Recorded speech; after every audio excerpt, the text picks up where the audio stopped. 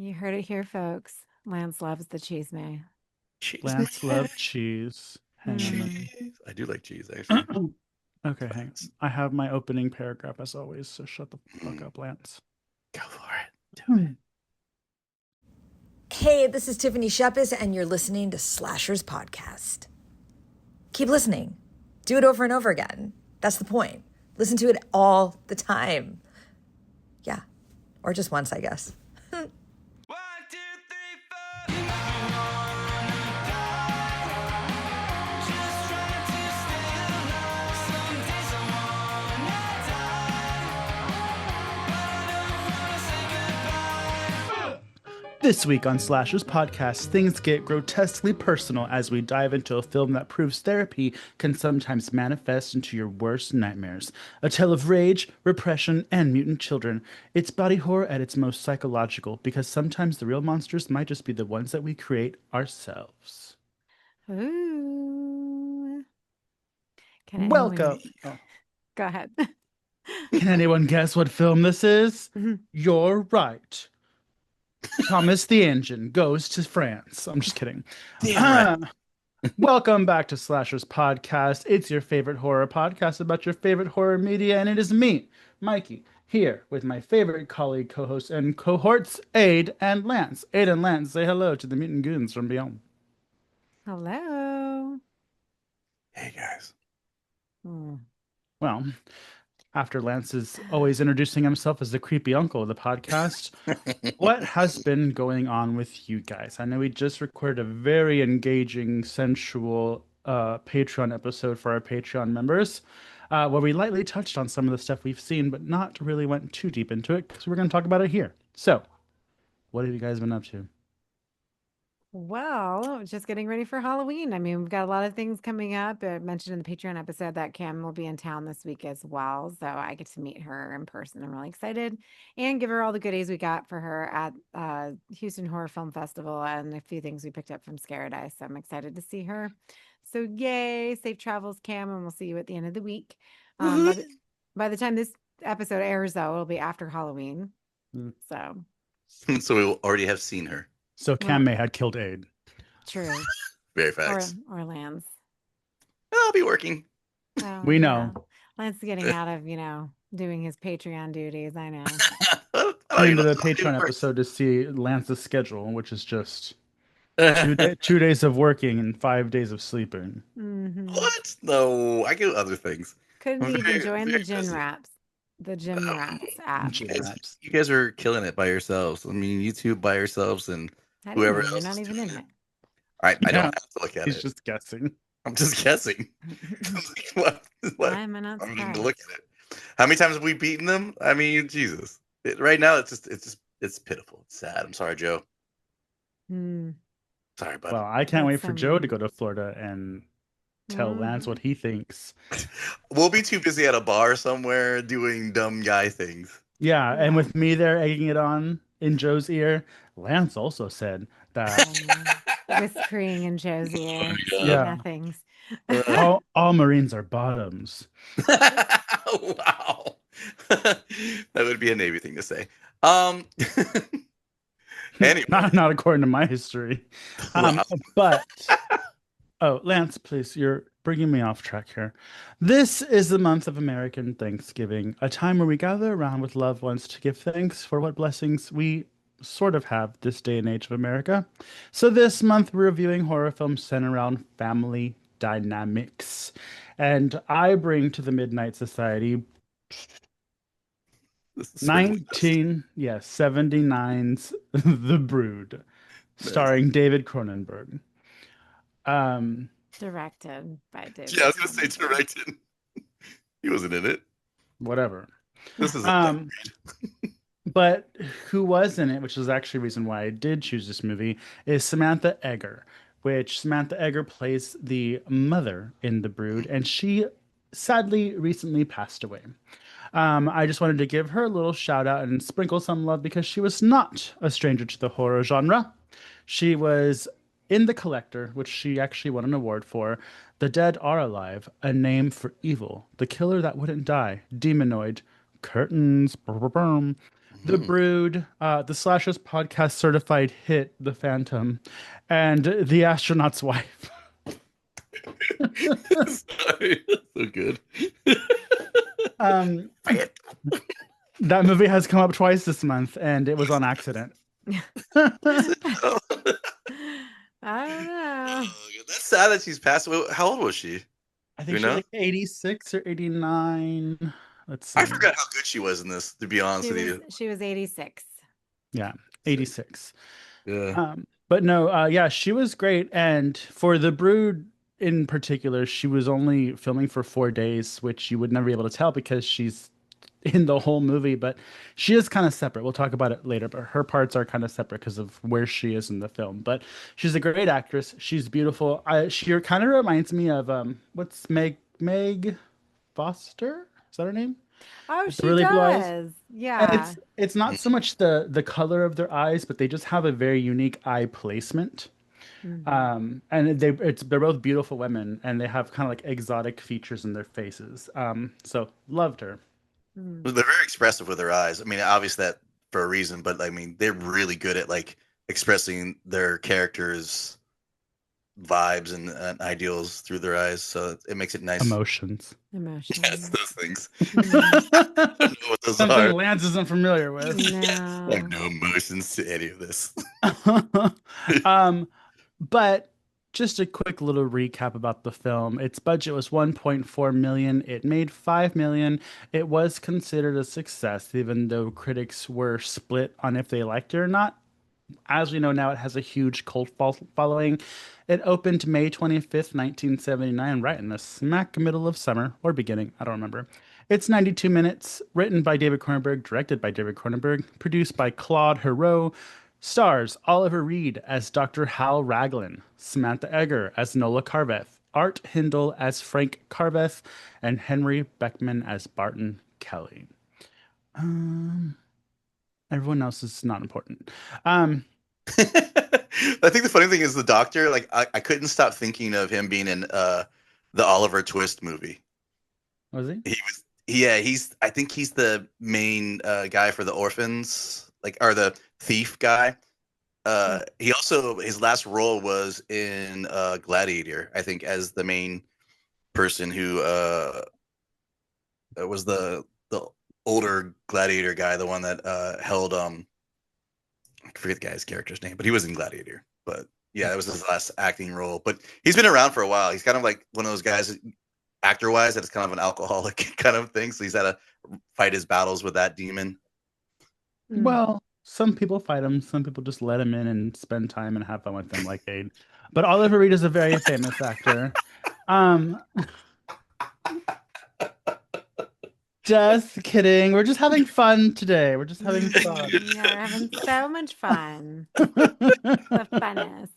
If you could have saw your face, folks. Shots fired. Hmm. It doesn't matter. It doesn't matter. But I will say about Oliver Reed, who plays the psychiatrist slash doctor, whatever. I'm like, why the fuck are you whispering? There's two of you in this room. And the whole damn movie he's whispering, and it was bothering the crap out of me. I was like, stop whispering. I know. Yeah. That's, and then what that reminds me of, if you ever watched Felicity, like they were always talking like this. Yeah. Always. Like, why? Like it's a coffee shop movie or something. Like, feel like you're stuck at the fucking library. Like, why speak up? Like, I I can't. could never. I know. Would not have been able to star in Felicity. No. Oh, Lance, shut up. Anyway, Lance. I can't. Anyway. Lance is on my last nerve today, everybody. So See how that goes? I rarely say anything. Mikey you've says been what I'm talking over me this entire time. What do you mean? I'm only whispering. Mikey, Lance. continue. Anyways, so if you haven't seen this movie like me, this was the first time I've watched it. It's about a man and his mentally ill ex-wife who've been sequestered by a psychiatrist known for his controversial therapy techniques. And it makes me giggle because we open up with a man who has daddy issues confiding in this psychiatrist as if he was his daddy. It's very homoerotic. If you weren't looking and you were just listening, you could easily be waxing your carrot to the thought of these men just like having some sort of sexual relationship. Um, but it was strange. I've never seen this movie because I'm not a fan of David Cronenberg, but from what I've heard about it, from Aid talks about it a lot in good ways. And then it was also on some horror's greatest list that I was like, maybe I will watch it because I have it. I've just never watched it. It was like when Walmart used to have like $5 movies, and I saw it there, and I was like, oh, what is this? So I bought it. Um, I But you feel like never it's watched it. no, not until today. Um, I just never had. I never had the audacity, the gumption, the gall, the motivation to watch it. Mm. Again, because because when I bought it, I've never saw a David Cronenberg film. That's a lie. I saw Existence, but I didn't know that was David Cronenberg. And then when I started watching David Cronenberg films, and I was like, I don't like him, I lost my will to live and motivation to watch that movie. But Mm. I knew it was about a family, and I knew the theme we were going for, so I was like, this is the perfect excuse to watch it.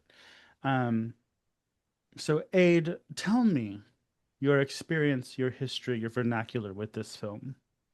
Well, all of you know that I love 70s horror. I love David Cronenberg. I mean, there's really not one of his films that I don't enjoy watching. I love body horror, and I just think that like a lot of his films have obviously these underlying themes. And researching the movie today, I'm like, ooh. But with this movie, I watched it, I don't know, probably like 15 years ago.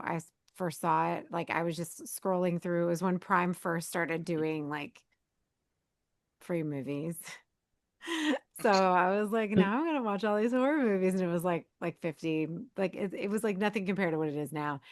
And yeah, no, I just like I sat on the couch on a rainy Saturday by myself at home watching it, and it was just like, oh my God.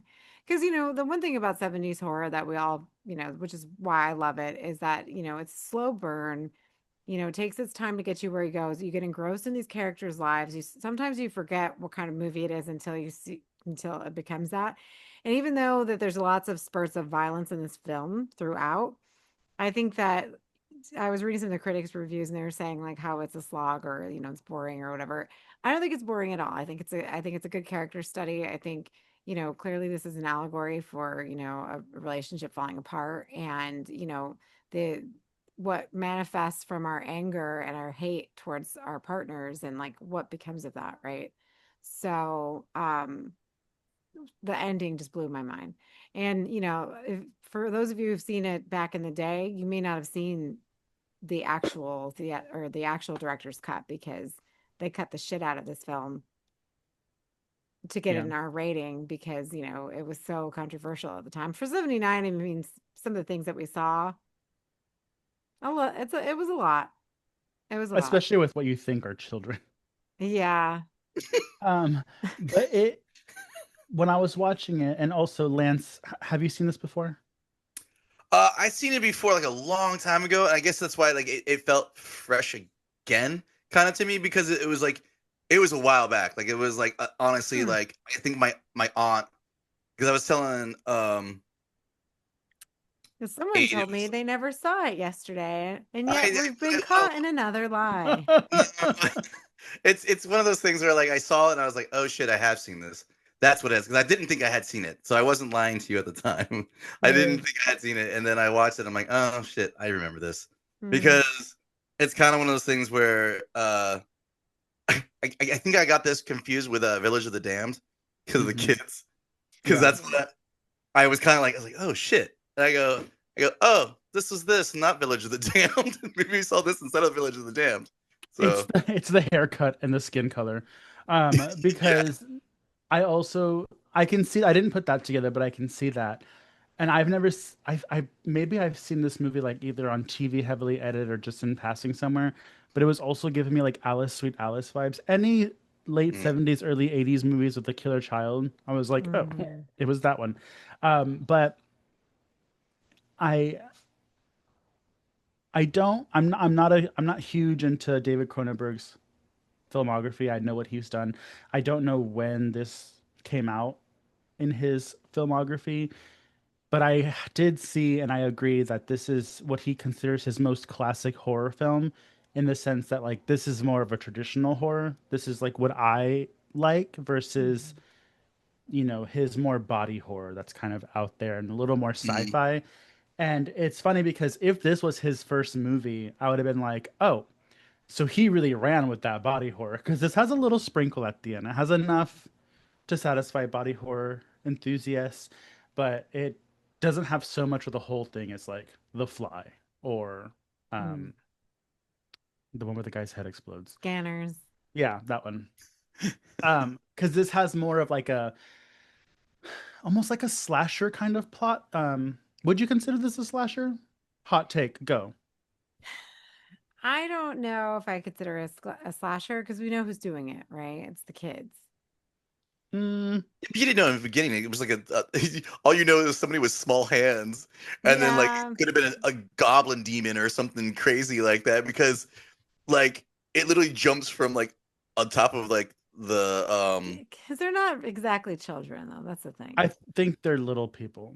they don't have navels.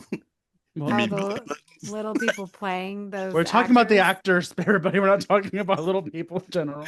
No, Yeah. which by the way, I saw a scathing review for it, and like literally the asshole talking shit about this movie was like, "Oh, it's just a bunch of midgets, attacking people with mallets, and there's nothing with it." And I'm like, Jesus I mean, Christ! And I I'm mean, like, there's a part of me that thought that. do we know if they're little people? I didn't read that. Are they little people or are they kids? I think it's kids. I don't think it's. Yeah, I I don't know that part. I I think thought it maybe was the little people because of the way that they would run and stuff, and also because of what they're required to do. I don't know if you can hire kids to do that. Yeah, yeah, it's the like I mean, 70s. for to like the violence, like when they're beating the shit out of the teacher, sure. Hmm. But like when they're just walking around, like, Well, the fact that they did it in front of kids for that scene. Yeah, uh but they also didn't really. That was one of my critiques is that I mean again this is the 70s. I don't know what kind of I mean I know the budget but I don't know what it takes to do like a super violent scene.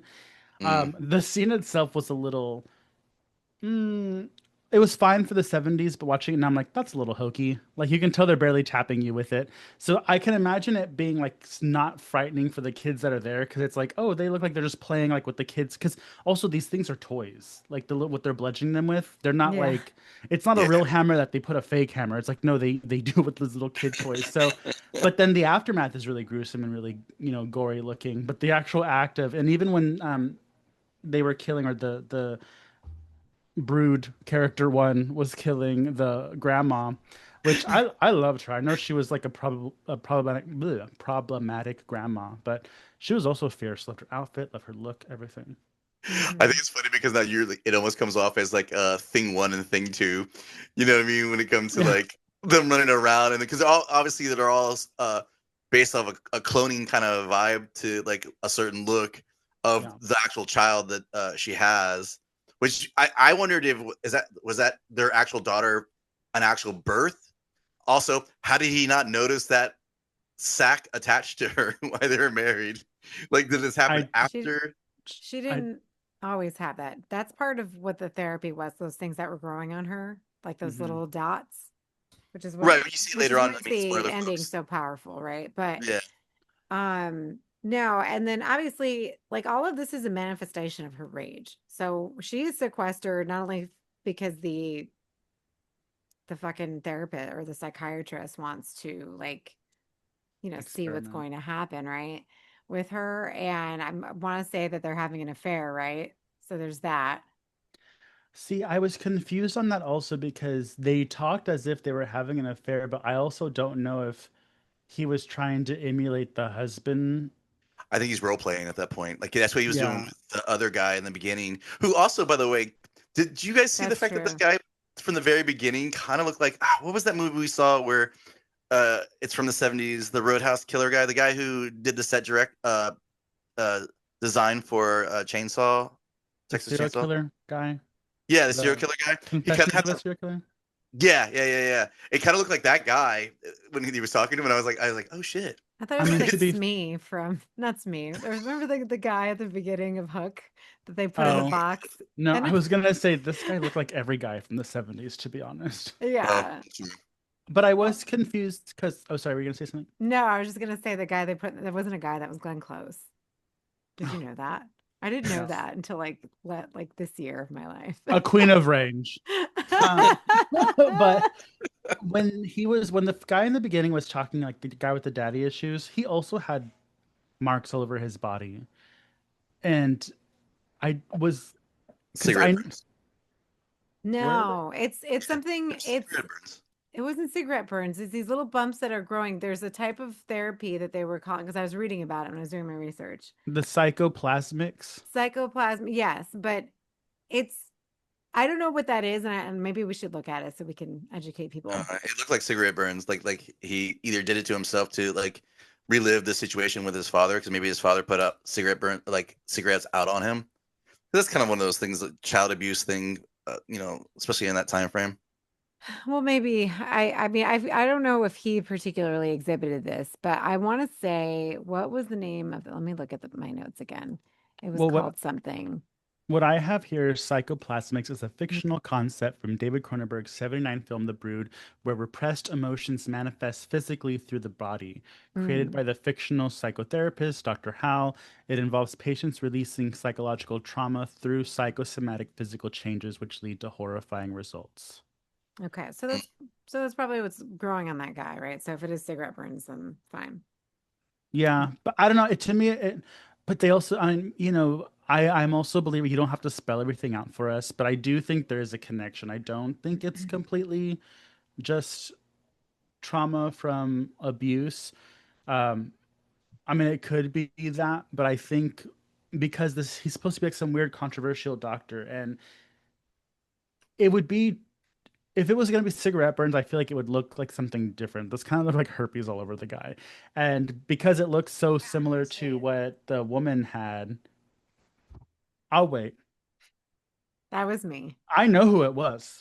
No, because I'm trying to look I'm on my just kidding. phone because I had it open earlier on my phone and now I can't find it. But anyways, Oh, continue. no, Lance muted himself. He's smart. Um, For because he's once. eating something. Are But you serious? anyways, I put it on mute, so whatever sound that he heard was you. I know, oh, we I know just that. admitted that it was me, but God forbid you listen because you're too No, busy but that's what stuffing he your thought it face during was. our recording. He thought it was me, and I didn't. No, I I put it on didn't, mute. Lance. I Ladies and didn't know it was Lance, this is strike number 2. Lance. We're a happy family, everybody. Um, It's the definitely Thanksgiving table right now. yeah, with Grandpappy and Yeah, Pappy choking on his freaking chips over here.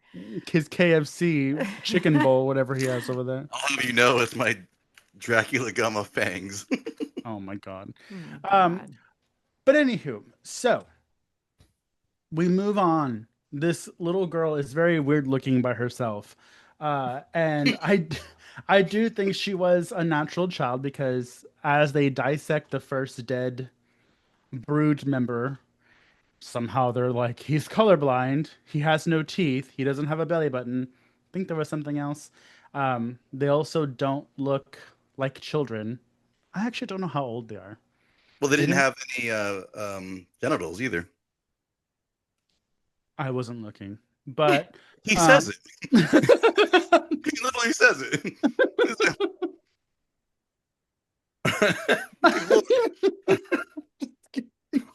Jesus Christ. This is what I deal with, folks. Every episode. What are you dealing with? We've been dealing with your crap the whole time. What are you talking about? anyways, so thank you, Lance, for God. clarifying. But we come to find out these little kids are just fucking everybody up who homegirl in the psych ward isn't a fan of at the time. And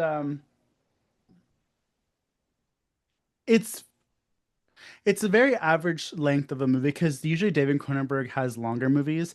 And the reason why I'm like pausing because I'm like, it really is a short, the concept is short. What happens, there's not a lot happens, but a lot happens, if that makes sense. Because Hmm. it's visual and it's Yeah. I wouldn't consider it a slow burn at all because people die throughout the movie. Um, there's a lot of really nice scenery and like things happen. Like we meet the teacher of what was the little girl's name? Chris, no, Candy. Yeah, Candy. I know it was a stripper's name. So we meet her teacher. All I can think about now is Bone Lake because I saw that recently, and Oh they my god. both the girls in that movie literally had kind of stripper names. So Candy and Ecstasy. it's more like cinnamon and Oh, sin. cinnamon and sugar. Yeah. Uh, but yeah, so basically, this is a big allegory for split parents fighting over custody for their child. And this is not me reaching. This was confessed by Mr. Cronenberg himself. I Mhm. wonder if the child in question was the child that is it Brandon Cronenberg, who's the other filmmaker? No, so I want to say because I think it's their first daughter, which I was just looking this up. They have two daughters. He has two daughters and a son. So David Cronenberg. I think it's Cassandra Cronenberg, who I That's a think pretty they name. were because she's the oldest one. And at the time, he only had one daughter. So there's Caitlin, Cassandra, and then Brandon. And Brandon does horror films now, so very cool. Mm. But yeah, I think it's Cassandra because she was born in 72. Mm-hmm. And Caitlin was born in 84, so it was definitely Cassandra. So it was a horrible custody battle and divorce that he had with his first wife, Margaret Hinson, who he just like I guess he divorced her in 77, but he got remarried 2 years later. So like I guess he got over it pretty fast. So come on, The David. same woman? Yeah, so he was married to Carolyn Zeifman from 79 to 2017. So he still can't make his marriages work. My goodness. Unless she Mm-hmm. passed away. And if she did, I'm really sorry. R.I.P. It's like, just in case she died. Oh, I oh, feel she like did die. I'm really sorry for saying that. Excuse me. we'll take it out. Um, I feel like I've seen Cassandra Cronenberg's name on something, and I was like, oh, she dabbles in film as well, but she obviously hasn't done as much as her father or her brother. So maybe it wasn't her. But it shows that she has done like second unit assistant director stuff, actress, writer, but not a lot. But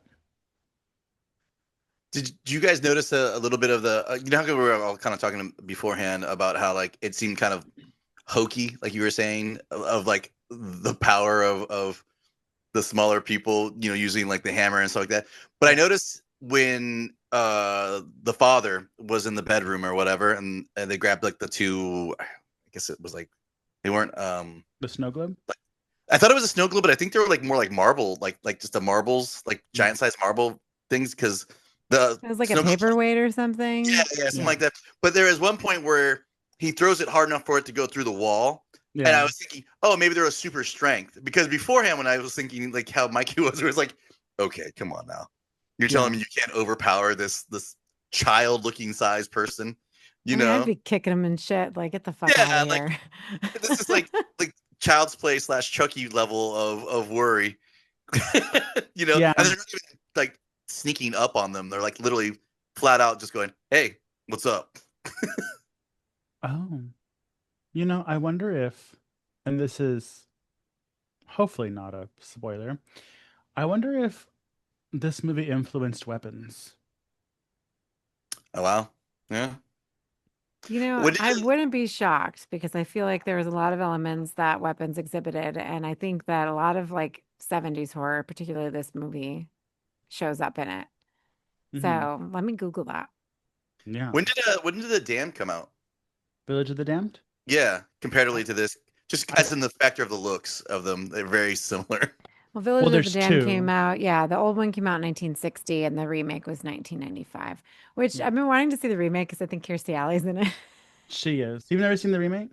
I think I did as a kid, but I don't remember it. I do remember the posters at the video Hmm. store and like the videos. So Mm. I had to have Yeah. seen it, but I can't remember. I never saw the original one, but I did see the 90s one when I was a kid. It scared the shit out of me. But when I saw it maybe like 8 years ago, I was like, oh, this isn't very good. But Christy Alley is in it. And I think so is Superman. Christopher Reeves. Yeah, Christopher Reeve, Christy Alley. Oh, wow. Um, doo-doo-doo. He was so hot. Oh no, it says, oh look at I said, no, the Marvel Comics race, The Brood. Look, it thinks I'm talking about the fucking Marvel comic. Oh my God, Lance, write to your cousin. What do you think? What is going on here? Write to your cousin Like, that this works at is the Marvel place. ridiculous. Yeah. Marvel comic. Why the fuck would I I know, ask that listen, we need to question? figure out a way to separate this. Ugh. Okay, let's see here. Although I think when we did Weapons, and now the 2025 film Weapons was not inspired by the 1979 horror movie The Brood. Zach Krieger based Weapons on a personal tragedy and cited other films as influences. Sure, Zach Krieger. Whatever you say, Zach Krieger. When you use Hmm. children as your own personal. Well, anyways, so these little kids are fucking people up. And they make a connection that the people that they're fucking people up are people that mama is not happy with.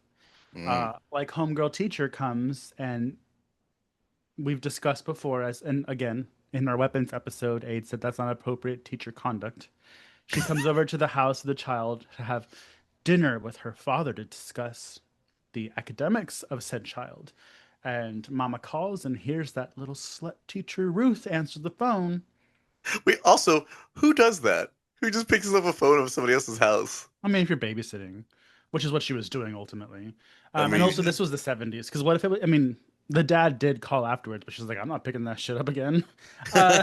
Because he was like, she was like, you're late. He's like, I tried calling a couple of times. She was like, I don't want to talk to your wife again. yeah. So yeah, so they're like, oh, even though she doesn't leave the house, people are dying. So basically, find out that these children things are coming out of the herpes that Mama has growing all over herself, and um, Perfect it's very bags. cool. It's very cool. Very. I would love a little army of people doing stuff for me. Not killing, but maybe like I want dinner. Let's make something. Do you think their Um, strength is valued on her anger? I wonder. Maybe that was too like the anger she has that makes them stronger. I mean, like as in general. yes, because it's the power of rage. There was even a poster that said something about it on there. How did it? Mhm. Okay. I mean, Uh, these are all in it.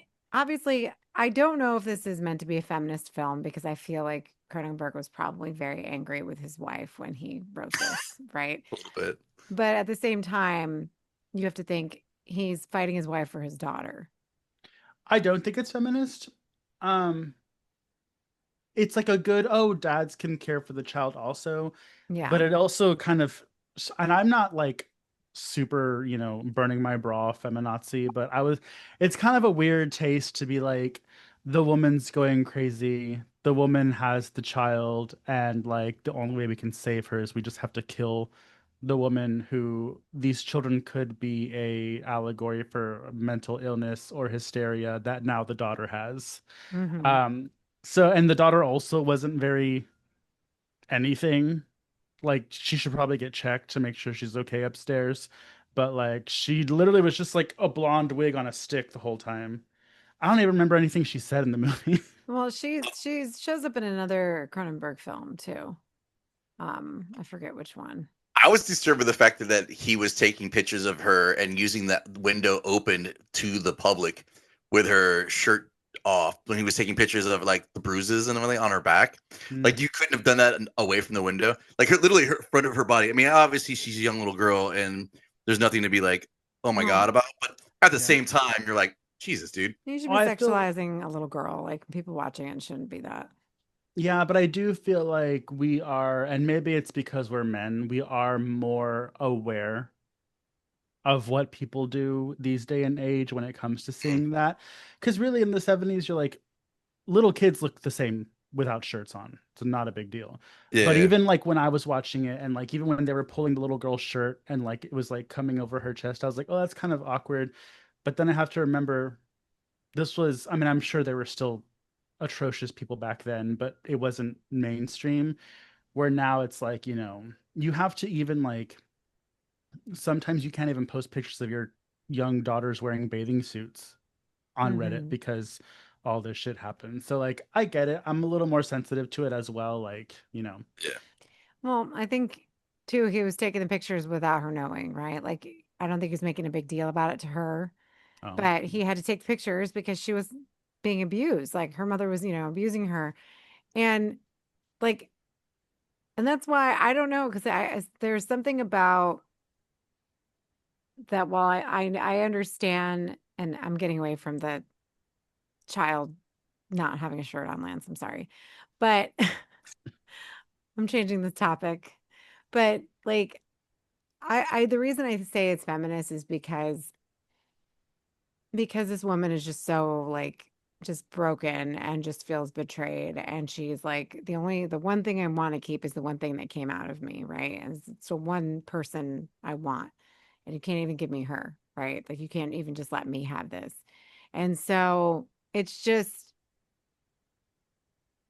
I don't know, there's just something so like just when you watch it as a woman, like seeing, what's happening to her and how what it is, especially at the end and when she like cuts it out of her and stuff. And it's just because like I think women have that relationship with their children that even if especially if you give birth to them, right? Like women especially inherently think that their kids are theirs no matter what, right? So like if men like most of the time and most of the time men when they leave or they get divorced, the men don't take the kids. Well, So right. You got to remember at the same time of this situation, if he's actually in a situation like if Cronenberg himself is actually in a divorce situation, this you got to remember this movie is actually saying, hey, she's in recovery or she's in has mental issues or whatever the case might be. But even then, she has more rights than he does in the courts in those times. Because remember, back then, even if the mother was abusive, like her mother was or the grandmother was or something like that, the father doesn't get the rights to the kid, regardless, even if he wants to be a part of the situation. So if he is having that issue, he was kind of trying to explain is like, hey, I want my daughter. I want to fight for the rights for my daughter. She's still in an asylum of some sort or being helped by a doctor, and she still has more rights to take the kid away from him than he does to her, even in her situation.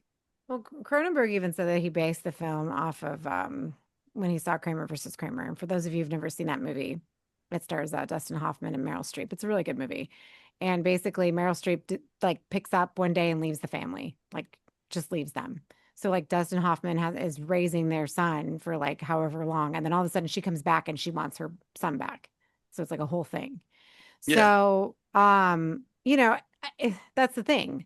Like if this woman is suffering from mental illness and just picks up and leaves, like it's not because she's being malicious or whatever. Like most women wouldn't do that, right? But like I don't know, I don't want to speak on it. It's just to me, I think there's something powerful about being able to be in control of your body enough to the point where, you are You can manif- produce children you're without manifesting that. these little demons to go, take care of your business. Like that's a cool idea. I don't know. Yeah. I get I agree with everything, but I think what invalidates it all to me is when she's like, well, if I can't have her, she's better dead. Yeah, I'm going to kill her. And I Hmm. think that was intentional so that you want her to ultimately you want him to be you want it to be okay for him to kill her. Hmm. Um Well, you want to be on the dad's side, obviously. Cronenberg like wrote this movie. This is essentially him. He chose Art Hindle to play this character because he thought that Art Hindle resembled him.